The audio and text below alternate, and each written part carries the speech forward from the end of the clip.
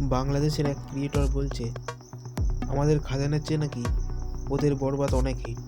সে বিষয়ে পরে আসছি। আজকে দেবদার খাদান মুভি কে কে দেখেছ?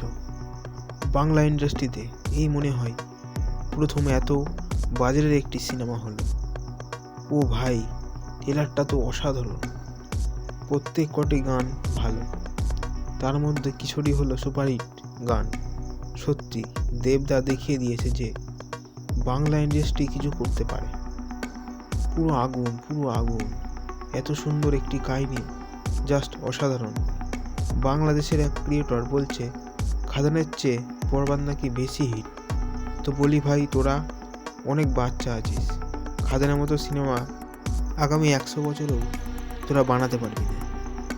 ঠিক আছে, তোরা ওই লোকেরটা দেখেই জ্বলবি।